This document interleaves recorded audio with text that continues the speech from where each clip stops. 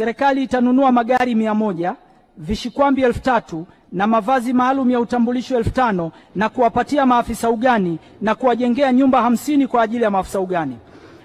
Kuendelea na ujenzi wa miundombinu kwenye viwanja vya 88 vya Dodoma na Mwakangale Mbeya na kuanza ujenzi wa kiwanja cha Ipuli Tabora. Kujenga miundombinu ya Chuo cha Taifa cha Sukari Kidatu ili kuwa na hifadhi na hadhi ya kimataifa. Kuchukua na kukarabati vituo vyote vya kata vya rasilimali za kilimo ambavyo wizara ilivikabidhi kwenye halmashauri.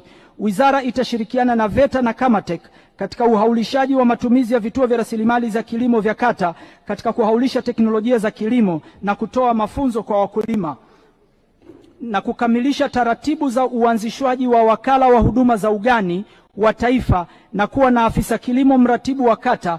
Pia wizara itaanzisha mfumo wa huduma za ugani wa kidigiti ili kuwezesha upatikanaji wa huduma za ugani kwa sekta binafsi. Mheshimiwa Naibu Spika, kupitia bunge lako tukufu, ninaomba kuzitaarifu halmashauri zote nchini zilizokabidhiwa Ward Resource Center na kushindwa kuzitumia kwa malengo yaliyowekwa ya kutoa mafunzo ya ugani kwa wakulima na kuzifanya kuwa ofisi za maafisa watendaji, waanze kuandaa ofisi hizo kwa ajili ya matumizi ya kilimo na kuzikabidhi Wizara ya Kilimo, na bajeti kwa ajili ya ukarabati imeshatengwa.